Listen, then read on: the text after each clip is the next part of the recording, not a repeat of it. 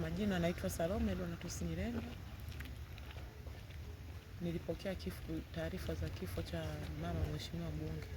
Nilipopokea nilishtushwa sana na tena niliumia sana, kwa sababu mama Jenista Joakim Mhagama ni mama wa wanyonge, mama mtiifu, mama msikivu. Kwa kweli ni pigo kubwa sana kwa jimbo la Peramiho. Mama ameahidi mengi baada ya kusema kwamba atapita kwenye uongozi, ikiwepo kwenye kata yangu. Ameshaanza mradi wa maji, ameshajenga chanzo cha maji, limejengwa tenki kubwa, mabomba yote yamefika. Pia aliahidi kutengeneza barabara ambazo zimechimbika sana. Aliahidi kutengeneza daraja toka Mdunduwalo mpaka Litoa. Lakini baada ya kifo chake sisi tunajua basi tena hatutaweza kutimiziwa haya malengo yote. Kwa kweli tumepokea hiki kifo kwa masikitiko makubwa, na hatuamini kama tutaweza kupokea tena kiongozi mahiri kama mama Jenista Joakim Mhagama. Ni pigo kubwa la jimbo la Peramiho. Mimi ni hayo tu, na jimbo la Peramiho lenyewe ameahidi mambo mengi. Kuna masoko amejenga hapo, kuna shule ya ufundi ambayo amejenga kule ng'ambo Lundusi, bado haijakamilika. Kuna stendi Parangu ambayo alituahidi kwamba kutakuwa na barabara itakayotokea toka Sananguri itaingia Mpandajindo, itakuja kwenye stendi ya Parangu, itakuja kwenye stendi ya Lundusi, itaunganisha moja kwa moja mpaka Mbambabei. Lakini kwa kweli kwa kusikia kifo hiki hatuna amani. Pia alituahidi kama tutamchagua mama Samia Suluhu Hassan, Peramiho hii itabadilishwa, itakuwa mji mdogo. Kwa kweli hili ndio lilikuwa mategemeo yetu makubwa sana.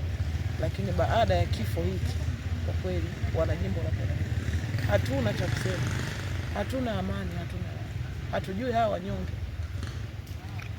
Neno lako wananchi wa Peramiho na wachia tu moyo, tuendelee kumuomba Mungu, tuendelee kuomba Mungu aweze kutupatia tena kiongozi mahiri shupavu. Kwa majina naitwa ni mwenyeji Peramiho na Miolo. Tuko hapa kwa ajili ya kumsindikiza mama yetu mpendwa Jenista Mhagama. Kifo chake kwa kweli mimi nimepokea kwa kuhuzunika sana. Alikuwa ni mtu mzuri, alikuwa anapenda watu, alikuwa anatuletea miradi kwa wakati, ametufanyia vitu vingi sana. Kuna rami kila sehemu, ametugawia fursa, vijana tuna mikopo ya kutosha, maendeleo yapo mengi. Kifo cha mama sisi kimetuuma sana Peramiho. Cha kwanza mama yetu, mimi kama mimi na vijana wenzangu wa Peramiho na Miolo, huyu mama sisi tuliomba mikopo, ametugawia kwa wakati, tumepata mikopo yake, tunaifanyia kazi. Hapo Peramiho Mtoni kulikuwa na kivuko kibovu sana, yule mama saizi amekirekebisha, kipo vizuri, na watu wanaendelea na ujenzi wao pale wa daraja pale Mtoni. Yangu tumuombe tu mama yetu aliko kuepo, tunaomba atakayekopo mwingine afanye kama aliyofanya yeye mama alipoachia yeye aendeleze na ibada. Kwa majina naitwa Tatu Saidi, ni mkazi wa Miolo hapo Peramiho.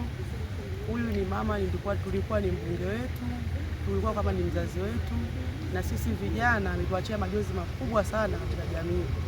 Tulikuwa tunaishi naye vizuri, alikuwa anatulea vizuri. Tumepokea hili jambo kwa masikitiko makubwa sana, na tumeumia sana sisi kama vijana. Tunamwombea kwa Mungu huko alikoenda basi ampokee, na sisi atuletee kiongozi aliyokuwa mzuri na aliyokuwa mwema kama huyu mama aliyotangulia mbele. Alikuwa na mchango mwingi sana kwetu vijana, kama mikopo, fursa mbalimbali za vijana. Sisi ilikuwa ni kipaumbele sana kutupeleka katika hizo fursa.